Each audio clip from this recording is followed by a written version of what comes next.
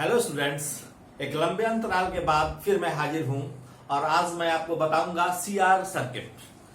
CR circuit charging of a capacitor. पहले मैं बताऊंगा कि कैपेसिटर को चार्ज करते हैं तो किस रूप में किस रेट में चार्ज होता है वह। इसके बाद मैं डिस्चार्जिंग बताऊंगा और दोनों ही स्थिति में बताऊंगा कि टी समय के बाद किसी कैपेसिटर पर चार्जिंग के समय कितना चार्ज होगा या डिस्चार्जिंग के समय कितना चार्ज होगा। पहले चार्जिंग के संबंध में बात करूंगा, बाद में डिस्चार्जिंग की बात करूंगा और इसके बाद मैं बताऊंगा टाइम कांस्टेंट के विषय में। तो अभी मैं चार्जिंग ऑफ ए कैपेसिटर को पर ही अपने को सीमित रख रहा हूं। चार्जिंग ऑफ ए कैपेसिटर कैसे करते हैं, किसी कैपेसिटर को चार्ज हम कैसे करते हैं। तो हम अगर कोई कैपेसिटर लीजिए, सपोज कीजिए कि कोई कैपेसिटर है और इस कैपेसिटर को यदि आप किसी सोर्स ऑफ एनर्जी से, इलेक्ट्रिकल एनर्जी से आप चार्ज करेंगे या बैटरी से चार्ज करेंगे तो इंस्टेंटली यह चार्ज हो जाएगा, फुल्ली चार्ज हो जाएगा, इसमें कोई समय नहीं लगेगा। और इसलिए जब हम चार्जिंग की बात करते हैं तो एक रेसिस्टेंस जोड़ते हैं और रेसिस्टेंस जोड़ने के बाद हम बताएंगे कि चार्जिंग कैसे होता है, कितने सेकंड के बाद वह कितना % चार्ज हो जाएगा, किसी समय टी समय के बाद वह चार्ज कितना रहेगा कैपेसिटर पर। तो लेट अस प्रोसीड। सपोज कीजिए कि यह एक कैपेसिटर है और इस कैपेसिटर से मैं एक जोड़ दिया रेसिस्टर भी, इससे एक रेसिस्टर भी जोड़ दिया और इसको हम बैटरी से जोड़ दिए। इसका कैपेसिटेंस C है, इस रेसिस्टर का रेसिस्टेंस R है और इसका मान लीजिए कि V है, इसका EMF 20 वोल्ट की बैटरी हमने लगाया है। अब जरा सा देखें, सपोज कीजिए कि यह एनी इंस्टेंट I करंट जा रहा है, किसी समय T में यह करंट I है। तो हम किरचॉफ लॉ लगाकर हम किरचॉफ वोल्टेज लॉ लगाएंगे और देखें क्या होता है। Consider a CR circuit connected with a source of EMF. मान लीजिए let this is V EMF, इसको हम V से इंडिकेट कर रहे हैं, V वोल्ट से, V वोल्ट का ये है। At any instant T, at any instant t, charge at the capacitor क्या होगा? Charge at the capacitor is, मैंने मान लिया is Q, हमने Q मान लिया, I करंट जा रहा है। Applying Kirchhoff's voltage law, applying KVL in the loop, इस लूप में हम KVL लगाएंगे। मैं आप पहले से जानते हैं, सपोज कीजिए कि इस पर चार्ज अगर प्लस Q है, इस पर चार्ज माइनस Q है, तो प्लस Q और माइनस Q है तो हम अगर वोल्टेज लगाएंगे तो क्या हो जाए, potential difference Q by C plus IR minus V is equal to 0। ये आप जानते हैं लिखना, इक्वेशन लिखना, ओके। इसलिए IR is equal to V minus Q by C लिख सकते हैं। अब हम IR को लिख रहे हैं, I को हम लिख सकते हैं dQ by dt। At any instant T हमने कहा चार्ज अगर Q है किसी कैपेसिटर पर, इस कैपेसिटर पर, तो हम I के जगह पर लिख सकते हैं dQ बाई dt। सो लिख रहे हैं R dQ by dt is equal to V minus Q by C, या इसको हम ऐसे भी लिख सकते हैं कि dQ divided by V minus Q by C is equal to 1 by R into dt। अब हम इसको इंटीग्रेट करते हैं, ओके। अब हम इंटीग्रेट करते हैं इसको, देखिए कैसे इंटीग्रेट करते हैं। Integrating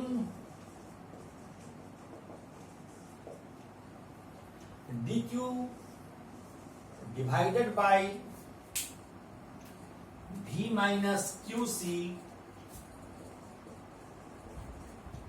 this is equal to 1 by R into dt। Suppose कीजिए कि t बराबर 0 समय में तो कोई चार्ज नहीं था, तो 0 चार्ज था, और समय t के बाद इस पर चार्ज आ गया q। अब हम इसको इंटीग्रेट करेंगे तो क्या लिखेंगे? इसको हम लिख सकते हैं, आप जानते हैं integration of dx by X is equal to ln x, आपने पढ़ा है। तो इसको हम लिख सकते हैं ln v minus Q by C divided by minus 1 by सी, और कहां से कहां तक है? 0 से लेकर q तक, 0 से लेकर q तक। This is equal to 1 by R dt का इंटीग्रेशन t 0 से लेकर t तक। अब हम इसको बाहर कर दें तो ये c चला जाएगा यहां, so this is equal to LC, और यहां हम अगर पहले q का वैल्यू दें, यहां q की जगह पर q होगा, तो हम लिखेंगे ln v minus Q by C minus ln, अब हम q का वैल्यू देंगे 0, q का वैल्यू अब 0 देंगे, लोअर वैल्यू, तो हो जाएगा ln v is equal to minus, यह माइनस, हम यहां जो ये माइनस है इसको इधर ले आए, minus t by C R, या t माइनस 0 है, t बाई सी आर हो गया। तो इस c को हम इधर ले आए।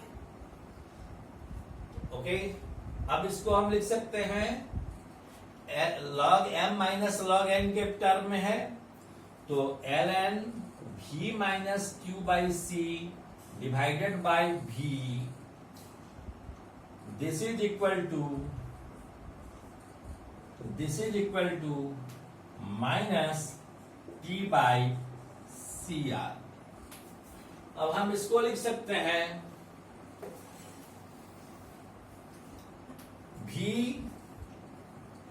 के जगह पर हम इसको लिख सकते हैं v minus Q by C divided by v is equal to e to the power minus t by C R, और v minus Q by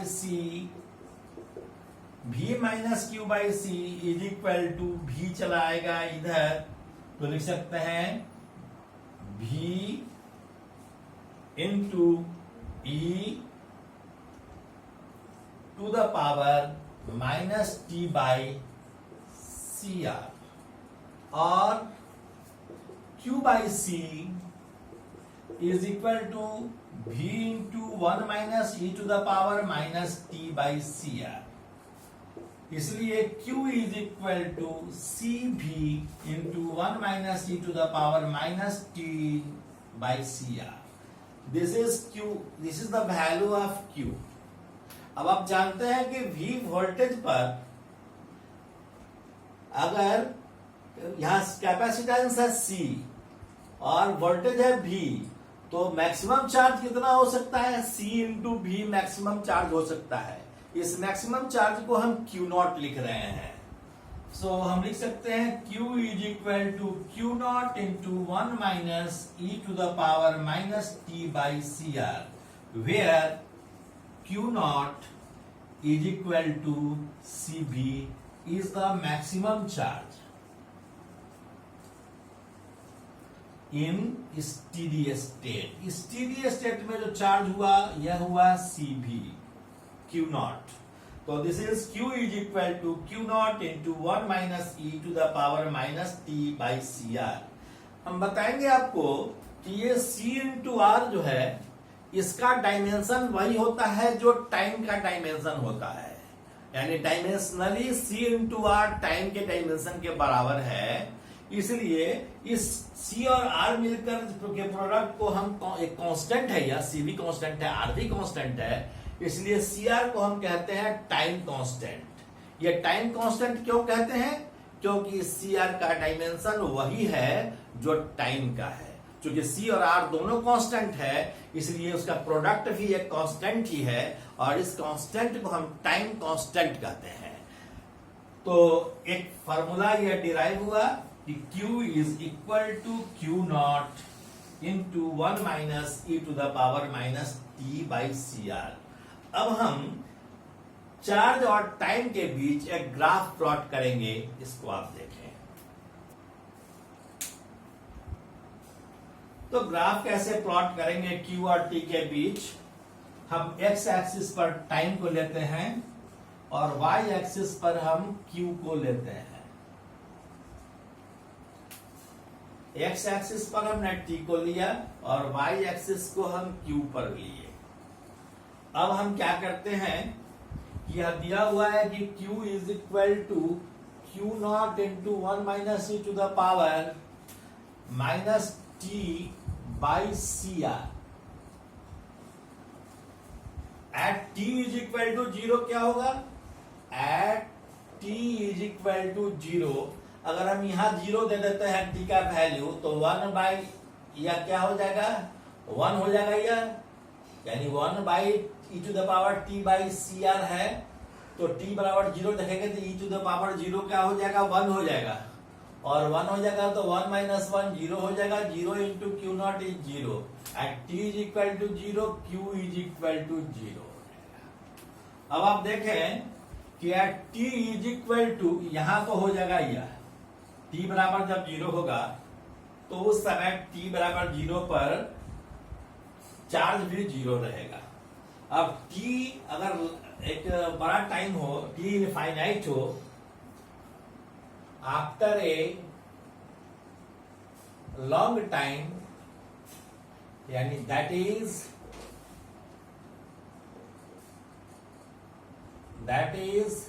T is equal to, अगर इन्फिनिटी दें, तब यहां इन्फिनिटी देंगे तो क्या हो जाएगा? यह हो जाएगा 1, यह हो जाएगा 0, तो Q not into 1 that is Q not. तो T बराबर इन्फिनिटी होगा, देन Q बराबर हो जाएगा Q नॉट। निश्चित रूप से यह कर्व, जो कि एक्सपोनेंशियल कर्व है और यहां से शुरू हो रहा है, और मैक्सिमम चार्ज होने के बाद और ज्यादा चार्ज नहीं होगा, तो करंट जो होगा वह उसका कैसा होगा तो देख लीजिए। ये इसका ग्राफ आएगा लाइक दिस, इस तरह का ग्राफ आएगा। यानी T बराबर इन्फिनिटी पर यह आएगा Q का वैल्यू Q नॉट। अब जरा सोचें, और T बराबर 0 पर यहां पर 0 था, यह ओरिजिन है आपका। अब जरा देखें कि T बराबर टाउ, टाइम कांस्टेंट कहते हैं टाउ को। टाइम कांस्टेंट को हम टाउ से इंडिकेट करते हैं। तो अगर T टाउ के बराबर हो गया, C and R are constant quantities and its product CR has the same dimension as that of time. So CR is called time constant and denoted by tau. इसको हम टाउ से denote करते हैं, tau बराबर CR। अब यदि if T बराबर हम टाउ दे दें यहां इस इक्वेशन में, तो अगर T बराबर टाउ दे देंगे तब क्या होगा? यहां टाउ T बराबर टाउ होगा तो टाउ बाई टाउ 1 हो जाएगा, तो Q बराबर हो जाएगा then Q is equal to Q naught into 1 minus 1 by E। यह Q बराबर Q naught into 1 minus 1 by E हो गया। आप जानते हैं E का वैल्यू क्या होता है, 2.7 होता है। जब इसको आप कैलकुलेट कीजिएगा तो यह आएगा 0.632 Q naught, यानी Q का वैल्यू इतना होगा।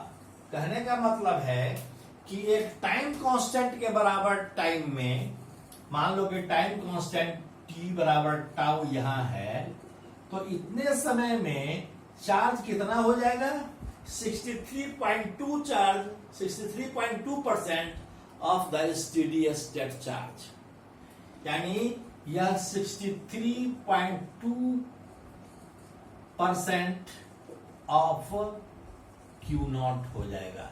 Q नॉट का 63.2% चार्ज रह जाएगा, 63.2% ऑफ Q नॉट, तो इतना चार्ज रह जाएगा। It means that after a time equal to time constant,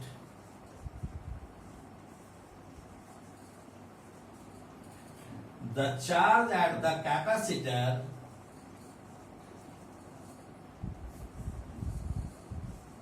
is 63.2% of the steady state charge, steady state charge।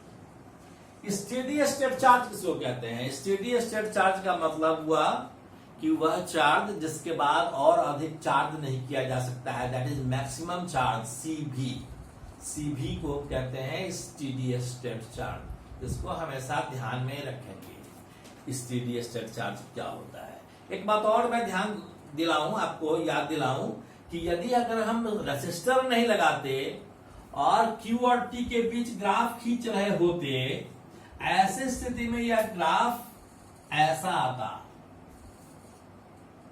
और तुरंत फुल्ली चार्ज हो जाता, ठीक है, विदाउट एनी टाइम लैग, तुरंत स्टेडी स्टेट चार्ज को प्राप्त हो जाता, ठीक है। इस बात को ध्यान में रखना है। लेकिन जब हम रेसिस्टर भी जोड़ देते हैं सीरीज में, तब ऐसी स्थिति में जो ग्राफ आ रहा है हमारा चार्जिंग के समय, वह इस तरह का ग्राफ आ रहा है।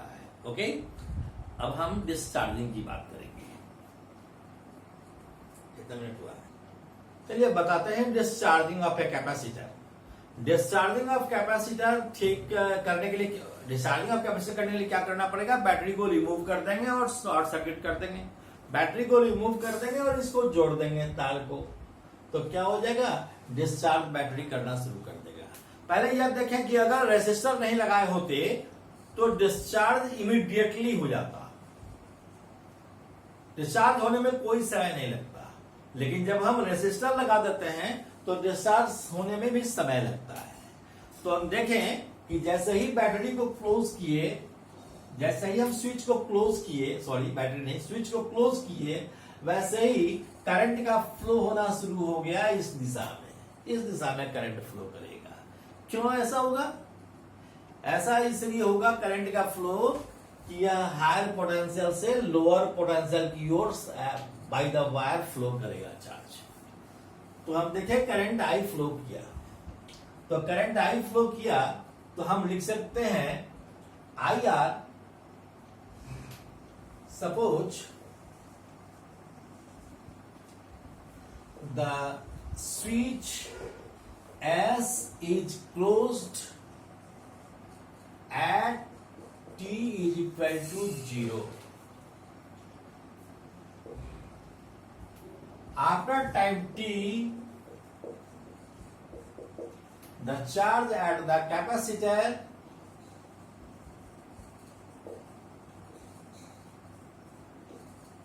is Q। T समय के बाद मान लिया कि कैपेसिटर पर चार्ज है Q। अब हम अप्लाई करेंगे KVL, किरचॉफ्स वोल्टेज लॉ या लूप लॉ। अप्लाइंग KVL क्या होगा, I R minus Q by C is equal to 0। Okay, इतना हो जाएगा।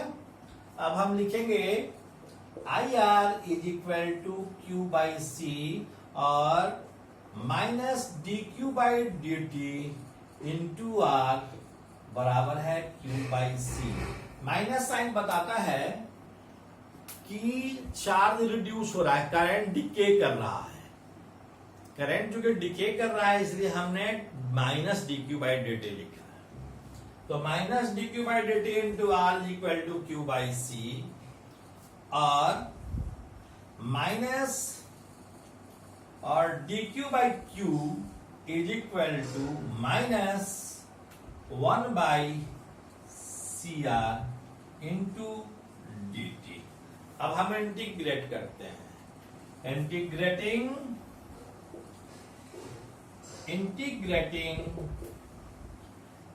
dq by q will be equal to minus 1 by cr into dt। अब बताइए, t बराबर जब 0 था उस समय यह कैपेसिटर फुली चार्ज था, यानी स्टेडी स्टेट चार्ज इस पर q नॉट था, और समय t के बाद इसके पास चार्ज बचा q। अब अगर हम इंटीग्रेट करेंगे तो यह हो जाएगा ln q not to q and this is equal to minus 1 by C R dt का integration t from 0 to t।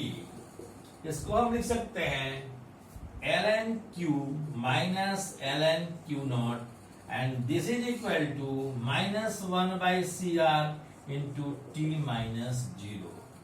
This may be written as ln q by q naught and this is equal to minus t by cr.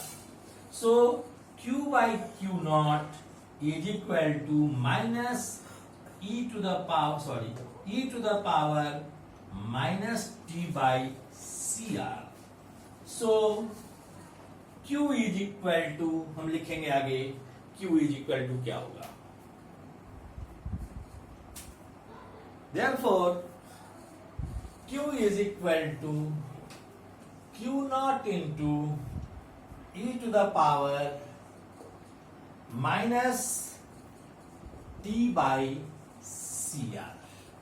इस तरह से t समय के बाद जो charge बचेगा वह इतने के बराबर होगा, q is equal to q naught into e to the power minus t by cr। फिर यहां बताएंगे कि cr क्या है, टाइम कांस्टेंट है। अब हम